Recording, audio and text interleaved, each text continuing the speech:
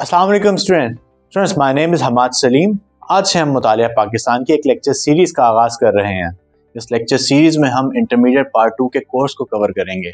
Course के साथ साथ आपको बताया जाएगा बोर्ड में पेपर किस तरह आता है, किस तरह के सवाल होते हैं और आपने उनके जवाब किस तरह देने हैं, कैसे हम अच्छे मार्क्स को गेन कर सकते हैं। लेक्चर का आगाज़ हम सब्जेक्ट इंट्रोडक्शन से करते हैं। मुतालिया पाकिस्तान क्या है? What is Pakistan studies? मुतालिया पाकिस्तान में हम पाकिस्तान की खसूसियात का मुतालिया करते हैं। वो कौन सी खसूसियात हैं, वो कौन सी करैक्टरिस्टिक्स हैं जिनको हम मुतालिया पाकिस्तान में पढ़ते हैं। तो तहरीक पाकिस्तान, पाकिस्तान मूवमेंट, पाकिस्तान का जोग्राफिया, पाकिस्तान में रहने वाले लोगों की सकाफत, पाकिस्तान में निज़ाम हुकूमत कौन सा है, पाकिस्तान में बोली जाने वाली ज़ुबानें कौन सी हैं, पाकिस्तान का महल वकूफ़ कैसा है, पाकिस्तान के दुनिया के दूसरे ममालिक के साथ ताल्लुकात कैसे हैं, पाकिस्तान की खारजा पॉलिसी क्या है, ये सब चीज़ें हम मुतालिया पाकिस्तान में स्टडी करेंगे। सब्जेक्ट इंट्रोडक्शन के बाद हम पेपर पैटर्न को डिस्कस कर लेते हैं कि बोर्ड में पेपर किस तरह का आता है। मुतालिया पाकिस्तान का पेपर 50 मार्क्स और 2 आवर्स का होता है। इसके 2 हिस्से होते हैं, objective and subjective. Objective part में MCQs आते हैं, 10 MCQ होते हैं और इनके टोटल मार्क्स भी 10 ही होते हैं।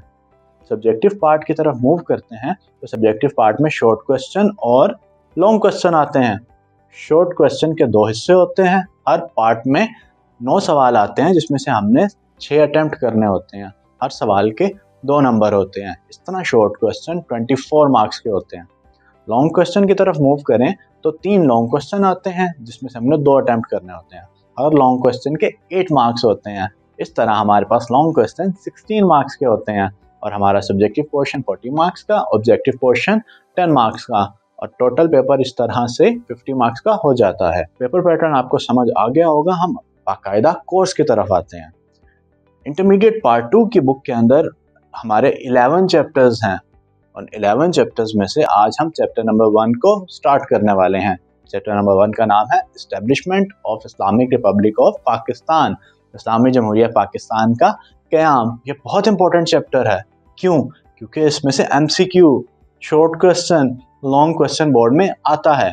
चैप्टर 1 का हमारा फर्स्ट टॉपिक नज़रिया पाकिस्तान, आइडियोलॉजी ऑफ पाकिस्तान है। नज़रिया पाकिस्तान क्या था ये हम पढ़ चुके हैं। आइडियोलॉजी ऑफ पाकिस्तान क्या थी, नज़रिया क्या है, सबसे पहले हम इसको याद करते हैं। नज़रिया इनफरादी भी होता है, नज़रिया इज्तिमाई भी होता है, इंडिविजुअल एंड कलेक्टिव। इनफरादी तौर पे नज़रिया सोच का नाम है। नज़रिया वो लेंस है जिससे हम इस दुनिया को देखते हैं। ये मुख्तलिफ लोगों का मुख्तलिफ हो सकता है। इज्तिमाई तौर पे नज़रिया किसी कौम का किसी ख़ास मकसद के लिए इकट्ठे हो जाना, एक होकर सोचना और उस मकसद को हासिल करने के लिए जद्दोजहद करना। नज़रिए के बाद नज़रिया पाकिस्तान क्या था, नज़रिया पाकिस्तान की असास क्या है, what is the basis of ideology of Pakistan. नज़रिया पाकिस्तान की असास असल में इस्लामी नज़रिया हयात, इस्लामिक आइडियोलॉजी ही है। इस्लाम एक मुकम्मल ज़ाब्ता हयात है। ये हमें बताता है हमने माशरे में कैसे रहना है, हमारा इखलाक कैसे होना चाहिए, हमने सियासत कैसे करनी है, हुकूमत कैसे करनी है, रोज़गार कैसे कमाना है। गज़ हर चीज़ की रहनुमाई इसमें मौजूद है। अब वो रहनुमाई कहाँ से हासिल होती है, वो कौन से सोर्सेज हैं जहाँ से इस्लामी निज़ाम की बुनियाद पड़ती है, ये क्वेश्चन भी है, आपने याद करने हैं दोनों सोर्सेज। पहला सोर्स हमारे पास आ जाता है कुरान मजीद, जो हज़रत मोहम्मद सल्लल्लाहु अलैहि वसल्लम पर नाजिल हुआ। दूसरा सोर्स हज़रत मोहम्मद सल्लल्लाहु अलैहि वसल्लम की सुन्नत और हदीस। नज़रिया पाकिस्तान तो हमें याद आ गया, हमने समझ लिया नज़रिया पाकिस्तान का आगाज़ कैसे हुआ, तहरीक पाकिस्तान क्यों शुरू हुई, बरसगीर के मुसलमानों ने एक अलग रियासत के क़याम का मुतालबा क्यों किया। इसके लिए हमें 20वीं सदी में जाना पड़ेगा। 20वीं सदी में अंग्रेज़ बरसगीर के साथ साथ दुनिया के तकरीबन 25% रकबे पर काबिज थे। मुसलसल जंगों में मसरूफ़ रहने की वजह से ये बात नज़र आ रही थी कि अंग्रेज़ों को बरसगीर से जाना होगा और इक़्तिदार हिंदुओं के सपुर्द हो जाएगा। मुसलमानों को ये किसी सूरत मंजूर नहीं था। सूरत हाल को देखते हुए मुसलमान रहनुमाओं ने ये फ़ैसला किया कि वो इलाके जहाँ पे मुसलमानों की अक्सरियत है वहाँ पे एक अलग मुसलमान रियासत कायम कर ली जाए। सवाल आता है वो कौन सी शख्सियात हैं। नज़रिया पाकिस्तान के इर्तिका में शामिल अहम शख्सियात के नाम लिखें। Write name of personalities involved in evolution of ideology of Pakistan. तो उन शख्सियात में सबसे पहले हमारे पास हज़रत मुजद्दिद अल-अफ़सानी का नाम आता है। आपने मुग़ल बादशाह अकबर के दौर में मुसलमानों को बिदात से बचाने की कोशिश की। اسلام کے قریب کیا۔ آپ کے بعد شاہ ولی اللہ رحمۃ اللہ علیہ کا نام آتا ہے۔ آپ نے برصغیر کے اندر قرآن مجید کا فارسی زبان میں ترجمہ کیا۔ آپ نے مسلمانوں کی رہنمائی کے لیے اصلاحی تحریک شروع کی۔ آپ ہی کے ایک شاگرد سید احمد شہید نے مسلمانوں کے حقوق کی فراہمی کے لیے جہادی تحریک شروع کی، جس کا نام تحریک مجاہدین تھا۔ آپ 1831 میں بالا کوٹ کے مقام پر جہاد کرتے ہوئے شہید ہو گئے۔ آپ سکھوں کا مقابلہ کر رہے تھے۔ اس کے بعد سر سید احمد خان کا ذکر آتا ہے۔ یہ ہمارے پاس الگ ٹاپک بھی ہے اور بڑا امپورٹنٹ ہے، اس کو ہم بعد میں اسٹڈی کریں گے۔ سر سید احمد خان نے مسلمانوں کے لیے تحریک علی گڑھ شروع کی تھی۔ سر سید احمد خان کے بعد علامہ اقبال، شاعر مشرق۔ علامہ اقبال نے برصغیر کے مسلمانوں کو ایک الگ ریاست کا تصور دیا، اور اس تصور کو قائد اعظم محمد علی جناح نے حقیقت میں بدل دیا اور برصغیر کے مسلمانوں کے لیے ایک الگ ریاست حاصل کر لی۔ یہاں پہ ہمارا نظریہ پاکستان کا ٹاپک ختم ہوتا ہے۔ اب ہم چلتے ہیں آج کے دوسرے ٹاپک پہ، جو ہے قائد اعظم اور نظریہ Pakistan, Quaid Azam and ideology of Pakistan. یہ ہمارا لانگ کوسچن بھی ہے۔ کوسچن کچھ اس طرح ہے: قائد اعظم کے ارشادات کی روشنی میں نظریہ پاکستان کی وضاحت کریں۔ Explain ideology of Pakistan in the light of science of Quaid Azam. جواب کا آغاز آپ انٹروڈکشن تعارف سے کریں گے۔ ہم بتائیں گے کہ قائد اعظم محمد علی جناح وہ عظیم شخصیت ہیں جنہوں نے ہندوؤں اور انگریزوں کی بھرپور مخالفت کے باوجود برصغیر کے مسلمانوں کے لیے ایک الگ ریاست کا حصول ممکن بنا دیا۔ نیکسٹ ہیڈنگ ہمارے پاس آ جائے گی نظریہ پاکستان کی وضاحت، explanation of ideology of Pakistan. Quaid Azam نے نظریہ پاکستان کی وضاحت کچھ ان الفاظ میں کی: پاکستان تو اسی روز ہی وجود میں آ گیا تھا جب پہلا ہندو مسلمان ہوا تھا۔ Pakistan came into being when the first Hindu became a Muslim۔ Next heading ہمارے پاس آ جائے گی پاکستان اور اسلام۔ یاد رکھیے یہ ہماری ایکسرسائز کا شارٹ کوسچن بھی ہے، شارٹ کوسچن نمبر 10۔ آپ نے اس کو شارٹ کوسچن کے لیے بھی یاد رکھنا ہے۔ قائد اعظم نے پاکستان اور اسلام کے باہمی تعلق کی وضاحت کچھ ان الفاظ میں کی: وہ کون سا رشتہ ہے جس سے منسلک ہونے سے تمام مسلمان جسد واحد کی طرح ہیں؟ وہ کون سی چٹان ہے جس پر اس ملت کی عمارت استوار ہے؟ وہ کون سا لنگر ہے جس سے اس امت کی کشتی محفوظ کر دی گئی؟ وہ رشتہ، وہ چٹان، وہ لنگر اللہ تعالیٰ کی کتاب قرآن مجید ہے۔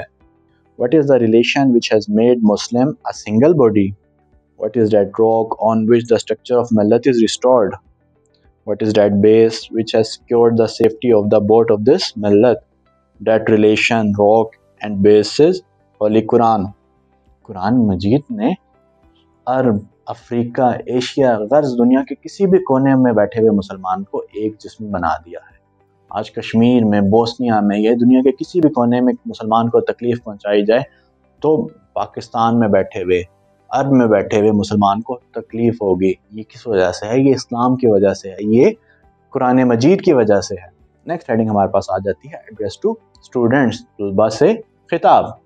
قائد اعظم نے طلباء کو نصیحت کرتے ہوئے فرمایا: ہمارا رہنما اسلام ہے اور یہی ہماری زندگی کا مکمل ضابطہ ہے۔ Our guide is Islam and this is the complete code of our life۔ نوجوان طلباء کسی بھی قوم کا مستقبل ہوتے ہیں۔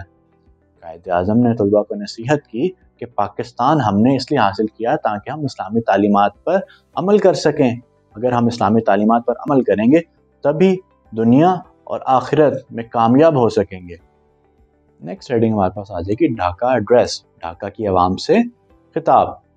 قائد اعظم نے ڈھاکہ کی عوام سے خطاب کرتے ہوئے پوری قوم کو صوبائیت پرستی سے بچنے کی تلقین کی، کیونکہ اگر صوبائیت پرستی سے بچا جائے گا تبھی پاکستان ایک مثالی اسلامی معاشرہ بن سکے گا۔ اس موقع پہ قائد اعظم کا کہنا تھا: میں چاہتا ہوں کہ آپ سندھی، بلوچی، پنجابی، پٹھان اور بنگالی بن کر بات نہ کریں۔ یہ کہنے میں آخر کیا فائدہ ہے کہ ہم پنجابی، سندھی یا پٹھان ہیں؟ ہم تو بس مسلمان ہیں۔ I want not to see you talk as a Sindhi, Balochi, Punjabi and Bengali۔ What is the fun of saying that we are Punjabi, Sindhi اور Pathan? We are only Muslims۔ اس کے بعد ہم اپنے سوال کو ختم کریں گے، اختتام کریں گے کنکلوژن حاصل کلام کے ہیڈنگ کے ساتھ۔ قائد اعظم مسلمانوں کے لیے الگ ریاست کے قیام کو اسلام کا بنیادی مطالبہ سمجھتے تھے۔ قائد اعظم اس بات پر یقین رکھتے تھے कि बरसगीर में रहने वाले मुसलमान हिंदुओं से अलग हैं और वो इस बात का हक रखते हैं कि अपने लिए एक अलग रियासत कायम कर सकें। यहाँ पे हमारा आज का टॉपिक ख़त्म होता है। आज के लेक्चर में हमने इंट्रोडक्शन को स्टडी किया कि मुतालिया पाकिस्तान क्या है। मुतालिया पाकिस्तान पाकिस्तान की खसूसियात का मुतालिया है। इसके बाद हमने नज़रिया पाकिस्तान को स्टडी किया। नज़रिया पाकिस्तान क्या है? नज़रिया पाकिस्तान इस्लामी नज़रिया हयात है। नज़रिया पाकिस्तान में शामिल शख्सियात को, नज़रिया पाकिस्तान की इब्तिदा कैसे हुई, इसमें कौन सी शख्सियात शामिल थीं, इसको स्टडी किया।